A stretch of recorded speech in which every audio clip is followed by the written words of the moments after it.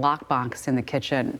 Toddler's mom told police that Thomas put his clothes and the gun in the bedroom closet and then left to take a shower. She was helping the toddler in the same room, briefly stepped away, and says within a minute she heard the gunshot. The mom found her son with a graze wound to his hand. Fortunately, he's not expected to have any long-term health issues.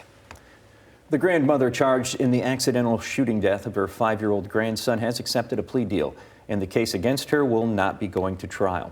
As we've reported, 5-year-old Braxton Dykstra died in April after he and another young family member found an unsecured shotgun in their grandparents' Newaygo County home.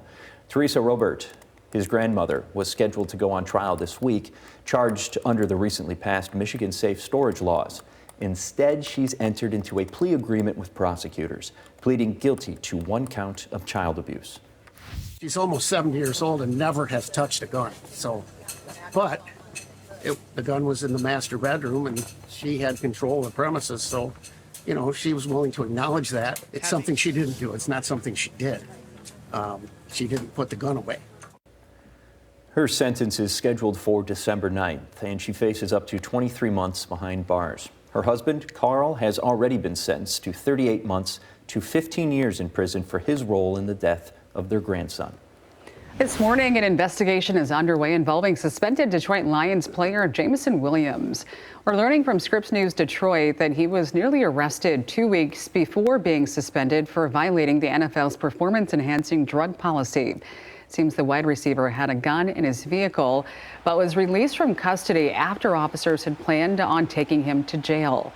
The department is now looking into why he was let go and whether his position on the team influenced that decision. Lions released a statement yesterday saying that they were aware of the traffic stop and won't be commenting further out of respect for the legal process. 7:10 still ahead for you this morning. I'm John Mattery. Still don't have everything you need for Halloween night? Don't worry. I'll show you some last-minute candy, costume, and decorating deals. That story coming up. Hey, here's a look at our temperatures right now, folks. We're in the upper 60s to near 70 degrees. That's the biggest thing you'll notice when you walk out the door this morning. We'll see how long we can hang on to the heat and take a look at your trick-or-treat forecast coming up and the weekend after the break. Thanks, Kev. Looks like it should be a warm one for some birthdays out there. Kaylani Marshall turned 5 today. Happy birthday. And Vanessa, happy 8th birthday on this Wednesday morning. Braxton the Buckaroo turning 6 today. Happy birthday, buddy. And Hunter turning 4. Happy birthday. Hope it's a great one. Ivy, 12th birthday today. Thanks for celebrating with us. Grayson turning 9. Happy 9th birthday, Grayson. And if you'd like to celebrate your child's birthday on these very airwaves, we'd like to do the same thing. So please send in their name, age, and a photo to mornings@fox17online.com.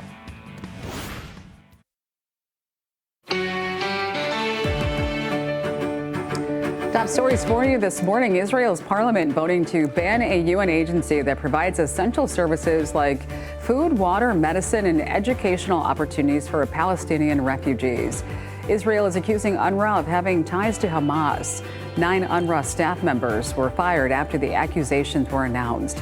South Africa says it submitted more than 750 pages worth of evidence against Israel at the UN's top court, claiming that Israel is committing genocide in Gaza.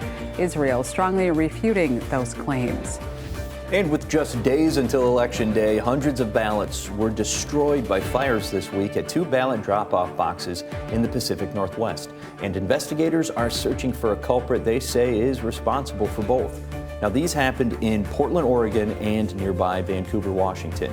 Officials believe that although damaged, they will be able to pull voter information from the ballots to issue replacements. A certain baby powder recall now includes more cases due to concerns of asbestos exposure. FDA announcing the Dynacare baby powder recall is now expanded to 1,020 cases. The initial recall announced back in September involved just 62 cases. The affected baby powder was shipped out to 35 states and sold on Amazon. Consumers who bought that product should stop using it immediately and return it for a refund.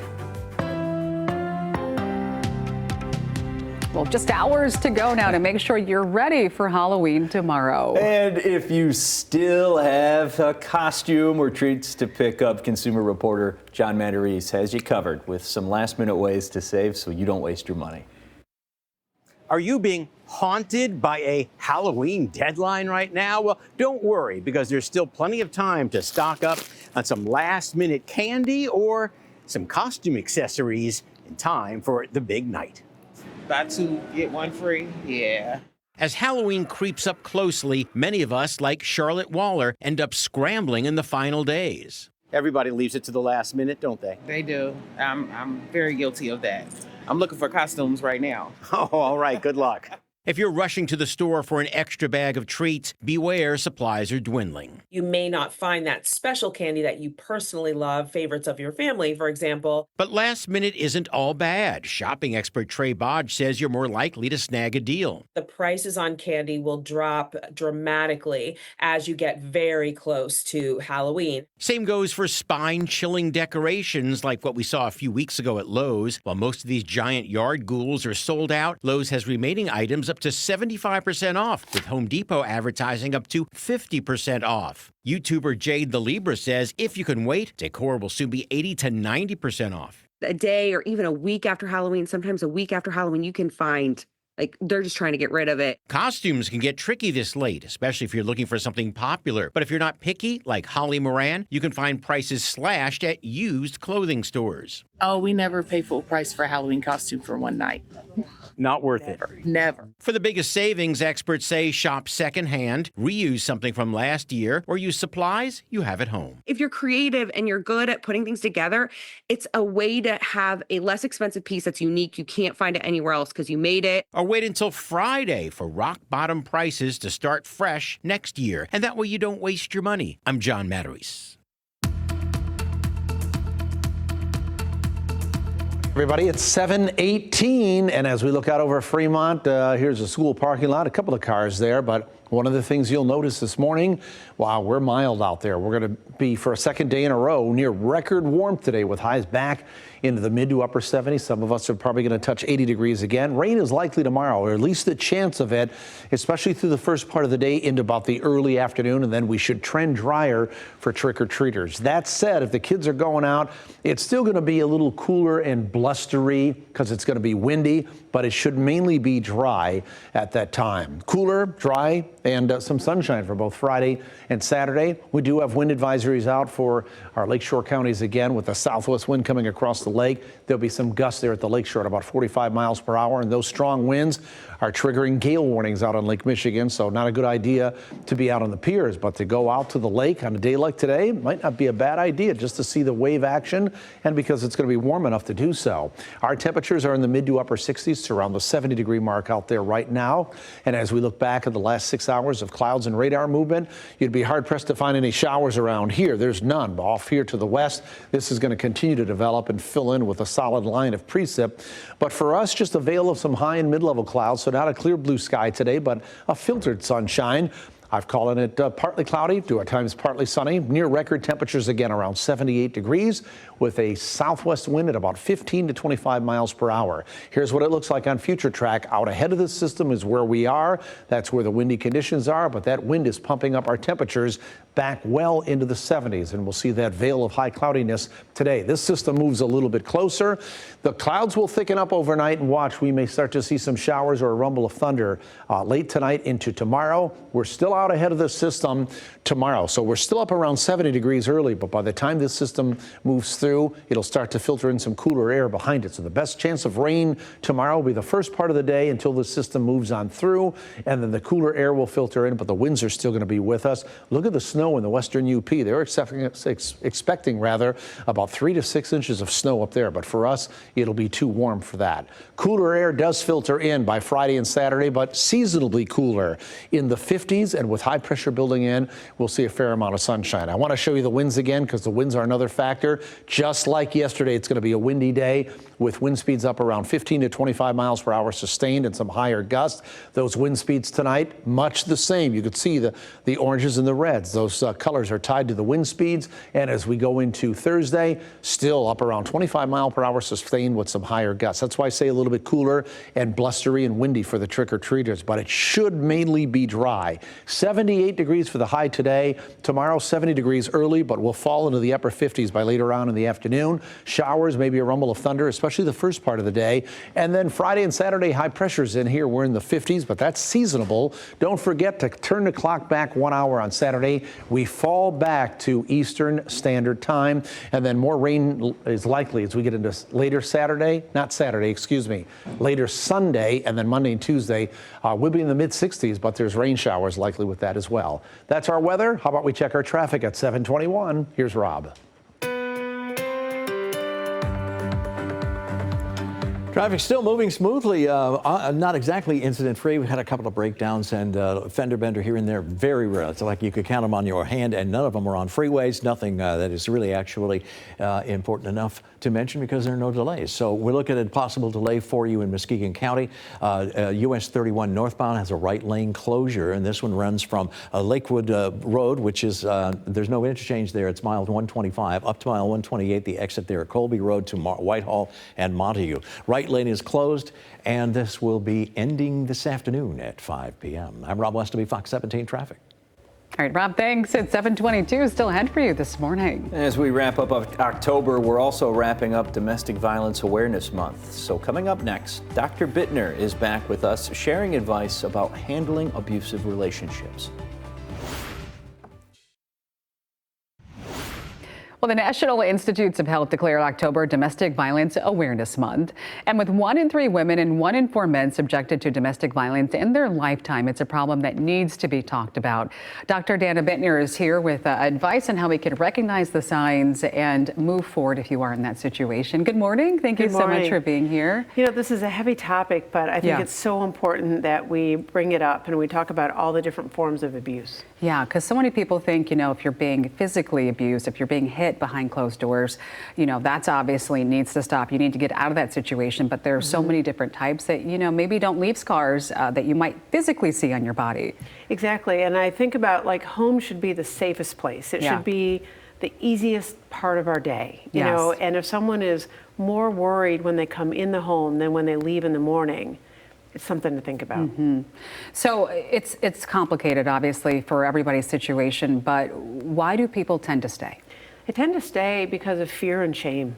You know, it comes down to fear and shame. And so it's people are afraid of change. They're afraid of what they might lose. A lot of women are told they will lose their children by the abuser if they leave, if it's a man to woman, you know, but people are afraid of what they might lose. They're afraid of how hard it is to change, to take risks, to leave. They're overwhelmed by the thought of, how am I going to do this? What's going to happen? Do you have any advice for people that maybe recognize or see something troubling with a loved one, but don't know how to have that conversation with them? It's to say that they deserve to be happy. You know, that's something that can be really profound, because a lot of times people stay in these situations too because of negative self-talk. They say, I deserve this. I deserve to be treated badly. Or they just hope that it will change. And of course, we can have compassion for those who abuse, right? They generally have their own demons. They have their own hardships. They might think they are horrible people, but that's not the job of the person who's being abused, right? That's for the person to say, I deserve to be happy. They need to figure their stuff out, but I need to take care of myself and my family. Right. So how does this apply to Jane? So Jane was 45. She was a respected local professional. Her clients loved her, her colleagues loved her, and everyone thought she had this great life. But inside the home, she and her children walked on tiptoe. They just knew that a non-perfect grade, a poor sports performance would just cause her husband to fly off in a rage, called everyone horrible names. It was just a really horrible situation. Kids weren't doing well in school. She wasn't doing as well in work.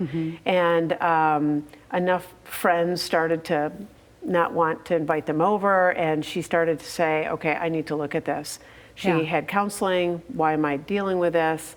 long story short, decided to move on. She and the children had to live with their parents for 6 months. They finally bought this little house, but then it was this safe, happy place. And so again, she realized she didn't have to suffer and she could be happy. Yeah, and we read out the statistics there. 1 in 3 for women, 1 in 4 for men. So a lot of people are dealing with this. What's your takeaway tip? Takeaway tip is don't be afraid. Don't let that shame stop you. You deserve to be happy. Absolutely. We'll get all these tips, all this information up on our website as well at fox17online.com. A lot of helpful resources there. Thank you so much for being here, Dr. Bitner. Appreciate your time. 7:29 still ahead for you. More on this warm and windy Wednesday, and our election coverage continues as well.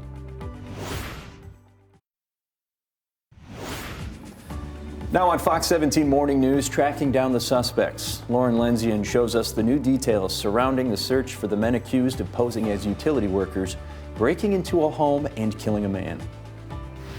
I realized by the time I got home, I'd probably been scammed. Scam victim sharing how thieves managed to steal thousands of dollars from her. What you need to know to avoid a similar situation. And coming up, Janice will share how a cancer survivor is giving back by helping other patients at her salon in Holland. You're watching Fox 17 Morning News. If only we could have these warm temperatures tomorrow for our trick-or-treaters. I know last year we had all that snow, Kevin. This year it sounds like it's going to be a lot better. Better's a relative term. Well, right? yeah, it is. The temperatures really won't be that bad. I think we'll be in the upper 50s around trick-or-treating time, but it is going to be, there could still be some drizzle or mist. I think a lot of it will be dry, but it's going to be windy and kind of blustery. Or kind of spooky. A little eerie October weather, but I mean, 70s. I mean, did we hit a record yesterday? We were at the pumpkin patch in shorts. It was crazy. Yes, pumpkin patch. Yeah, we went. More donuts again? That's really like your diet for the last literally just saying month I've and a had half. too many donuts this fall. It's kind of dangerous. Yeah. Maybe that's what I should do. They're so good. Tomorrow's Halloween. Maybe I should do the forecast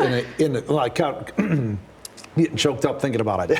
Count Dracula's voice. Let's do the forecast. Well, yeah. Well, we are going to have costumes tomorrow, Is Kevin. it a pirate, Brooks? It sounds like a pirate. Okay, I can't win. No matter what I do, it sounds like a pirate. Don't worry about it. It's all good, though. Good morning, everybody. Hey, we did this yesterday. Going to do it again today. Near record highs again. These are what we're forecasting for these cities today. In Grand Rapids, we're forecasting 78. In GR, for example, the record for this date is 79 degrees, set way back in 1950, even before my time. But that was a great year, I'm sure. The 50s would have been a great decade to be around with the hair slicked back and the cars coming out, and would have been fun. But anyways, that's where we're going. I think we're being record territory again today. Wind advisories out for our lakeshore counties.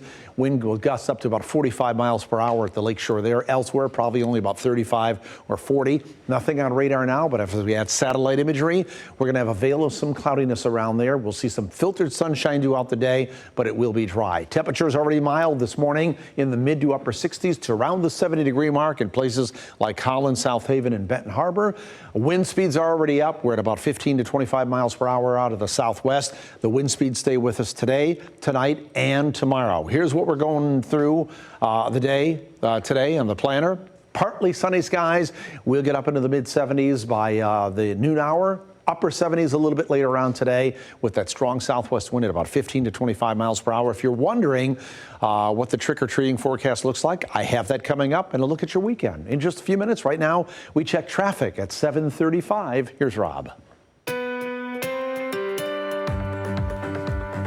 Just enjoying the time where the weather is not affecting traffic at all. You know, we're going to go through several months where that's not going to be the case. So eastbound and westbound at College Avenue on 196, you can see volume is normal and speeds are normal at 65 miles per hour. Other spots, though, nearby are not so the case. Starting to get sluggish already. Northbound 131 getting past Burton, and eastbound 196 getting past Lake Michigan Drive. Not drastic slowdowns yet, not backups, but this is an indication that maybe the volume of traffic is getting to a point where we will get some delays. delays. Right now, we have a new development at the Division and Plaster Creek project. Last week, I was telling you that it would be closed starting on Monday, and then I had to tell you Monday, no, they pushed it off to today. Well, today's the day where Division Avenue gets closed in between 28th Street and Alger Street. At Plaster Creek, the approaches are being replaced when it comes to the pavement. The bridge itself not being repaired, it's the approaches. This is going through next Monday when it comes to finishing off this project. But the detour, the logical one, is Madison Avenue. It's the shortest detour between 28th Street and Alger. I'm Rob Westerby, Fox 17 Traffic. Well, it was a case that gripped the entire state. A man killed, his wife tied up, after fake DTE workers got into their home in Rochester Hills earlier this month. This morning, we're getting a look at how investigators were able to finally track down those suspects. Lauren Lindsay is here with a look at how a license plate reader helped to break this case. Good morning. Absolutely. Good morning, Janice. Good morning, Andy. Our sister station in Detroit got a hold of court documents that break down how law enforcement officials were able to track down and capture the suspects on the run after this case. According to these court documents, the mother-in-law of one of the suspects, Carlos Hernandez, recognized him from Ring camera footage shared on the news and later reported him. Also in those court documents, prior to the discovery of the break-in, records reveal a vehicle was found burning in Detroit less than 40 minutes after the crime. Investigators use what's called the flock camera system to determine it was linked to the crime. The flock system involves cameras located along the highway that are equipped with license plate readers. Installed in Metro Detroit back in June. That technology was able to match the plate on the burned out vehicle to the one spotted outside the Rochester Hills home. Retired Detroit Police Department Assistant Chief Stephen DeLunt, who emphasized the significance of utilizing those cameras. One big question still on the table, whether the suspects committed any other crimes or if they had any more planned. Zuezo's probable cause hearing took place in Rochester Hills District Court this week. Hernandez is due back in court November 4th. In studio, Lauren Lindsay and Fox 17 News. I realized by the time I got home I'd probably been scammed. I called the local jails.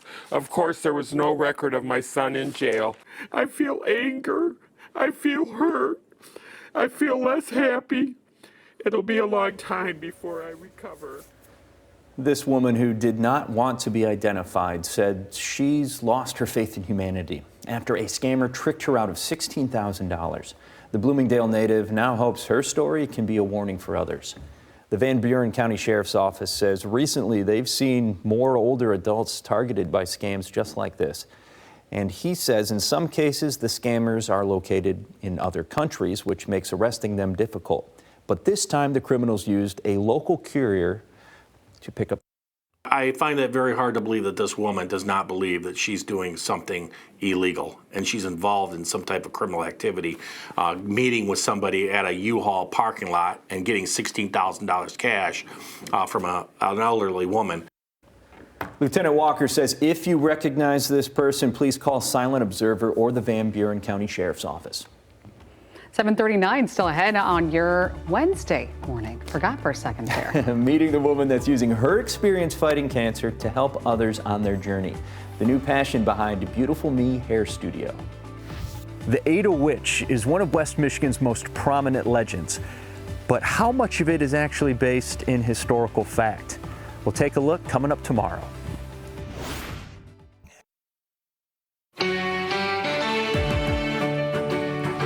Welcome back, everybody. Taking a look at some of our top stories this morning, starting with this one. Police say there is no nuclear risk after a fire broke out overnight at a submarine shipyard in the United Kingdom. Now, the site in northwest England is owned by BAE Systems. That's one of Britain's biggest defense companies, which builds and assembles the country's nuclear submarines. Again, we're told there is no nuclear risk, but nearby residents are being asked to remain indoors and keep their windows closed. The Inflation Reduction Act is set to fund nearly $3 billion in green energy upgrades for more than 50 ports across the nation. That investment will be administered by the EPA via the Clean Ports program. White House says it will support an estimated 40,000 union jobs while also reducing pollution and fighting against climate change. President Biden announcing the investment at one of the nation's busiest ports. And a growing number of newspapers are facing some fallout for declining to endorse a presidential candidate. Their leaders argue they want to focus on reporting facts, not publishing opinions, but critics are questioning the timing of this decision since newspapers have issued endorsements since Abraham Lincoln was running for office. Media giant Garnett is adding its more than 200 publications to that list, including the Holland Sentinel, the Battle Creek Inquirer, and the Detroit Free Press. It's something tangible that I can do that really feels like you're making a difference in somebody's life. Hair is a big part of our identity, and many who fought cancer know the impact of losing their locks.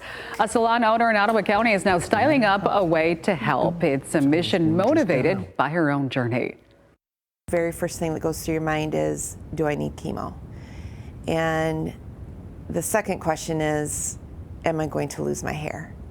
A cancer diagnosis was never part of the design for hairstylist Kristen Vandenbrink. That's when my world went spinning out of control. A longtime nurse at Holland Hospital had just made a huge life transformation, going to beauty school and opening up her own salon in Holland called Beautiful Me Hair Studio. I opened here in December of 2019, and 3 months later, COVID hit, and I was shut down for 3 months. The snarl seems small after learning she had triple positive breast cancer. In September of 2020, I went for my yearly physical, and my nurse practitioner found a lump.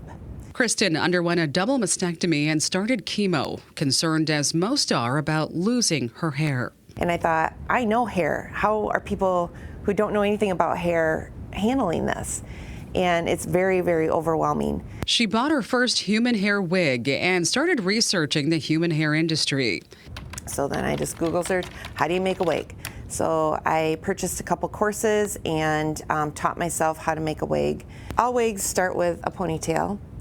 And then we take this ponytail and feed it through a sewing machine and create a skein of hair. It sent the stylist in a new direction.